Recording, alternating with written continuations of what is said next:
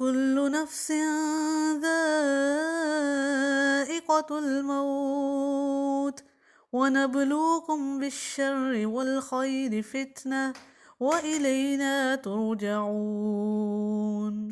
کل نفس، ہر نفس، ذائقۃ الموتی، چکھنے والا ہے موت کو، وَنَبْلُوكُمْ، اور ہم مبتلا کرتے ہیں تمہیں، بالشر، ساتھ برائی کے، والخیری، اور بھلائی کے، فتنہ، آزمانے کے لیے، وَإِلَيْنَا، اور ہماری ہی طرف، ترجعون، تم لوٹائے جاؤ گے۔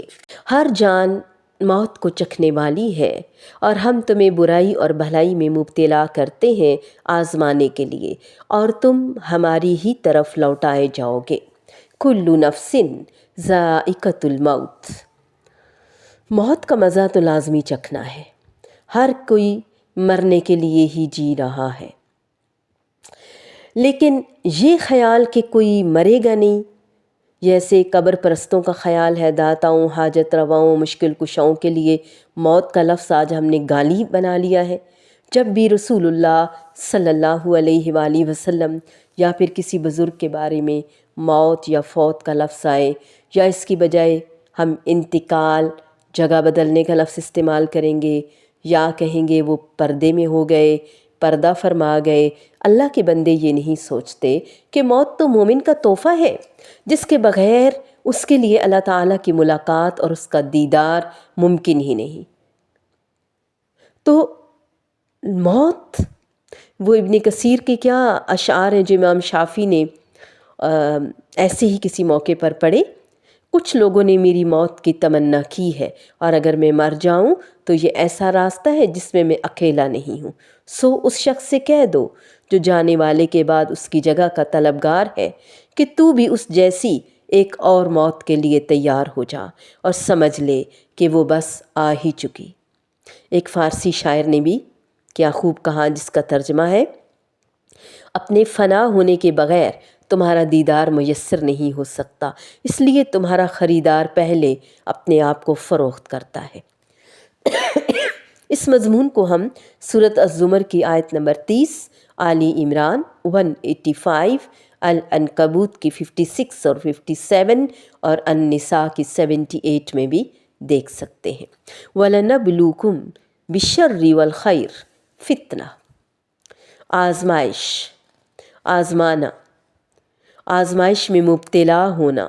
شر سے مراد دنیا میں بدحالی اور سختی ہے، جبکہ خیر سے مراد خوشحالی اور آسانی ہے، یعنی ہم تمہیں کبھی سختی سے دوچار کرتے ہیں، کبھی نرمی کا سلوک کرتے ہیں، کبھی تم پر بیماری آتی ہے، کبھی صحت، کبھی دولت وافر ہوتی ہے، کبھی فقیری۔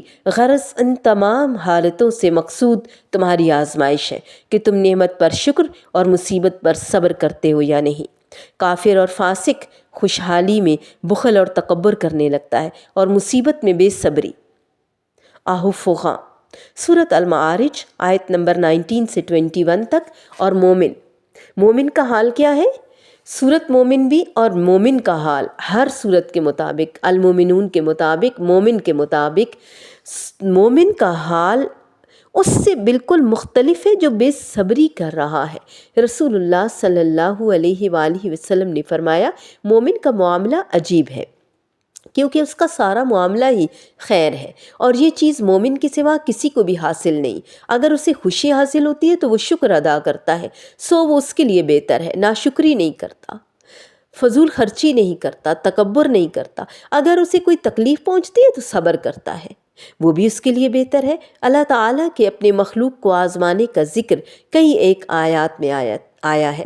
سورۃ الاعراف 94، 95، 128 تک، بلکہ الانعام میں 42 سے 45 تک، اسی طرح البقرہ میں بھی وَلَنَبْلُوَنَّكُمْ بِشَيْءٍ مِّنَ الْخَوْفِ وَالْجُوعِ وَنَقْصٍ مِّنَ الْأَمْوَالِ وَالْأَنفُسِ، اس طرح کی بے شمار آیات ہیں۔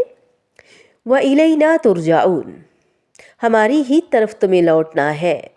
ہمارے آدم، ہمارے جد امجد، والد، کیا ہوا؟ جنت سے زمین میں لائے گئے، زمین سے واپس، زمین میں جتنا ٹائم ہے آزمائش ہے، واپس جائیں گے۔ البقرہ کی یہ آیات ہیں 38 اور 39، 38 اور 39، دوبارہ جنت ملے گی اور ناکام ہوئے تو جہنم۔ یہ بار بار کیوں آتی ہیں یہ باتیں؟ ہر جاندار کو موت کا مزہ چکھنا ہے۔ ہم اچھے اور برے حالات میں ڈال کر تم سب کو آزمائیں گے ضرور، آخر کار تمہیں ہماری ہی طرف لوٹنا ہے۔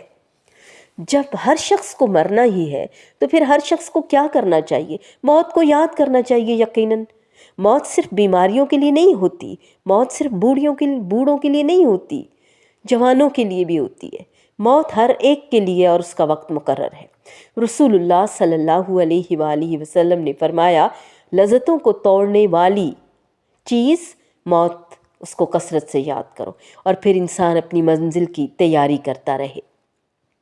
حضور صلی اللہ علیہ وآلہ وسلم صحابہ کرام رضی اللہ تعالیٰ عنہم نے دیکھا کہ آپ کی نظر کچھ لوگوں پر پڑی۔ آپ نے پوچھا، لوگ کیوں جمع ہیں؟ یہ لوگ کیا کر رہے ہیں؟ بتایا گیا، قبر کھود رہے ہیں۔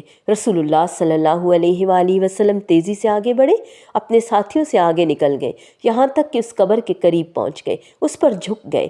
راوی کہتے ہیں کہ میں بھی یہ دیکھنے کے لیے کہ آپ کیا کرتے ہیں تیزی سے آگے نکل گیا، یعنی جنہوں نے حدیث روایت کی کہ آپ وہاں کیوں گئے، یعنی لوگوں کو، صحابہ کو تجسس ہوا کرتا تھا، وہ سیکھنا چاہتے تھے۔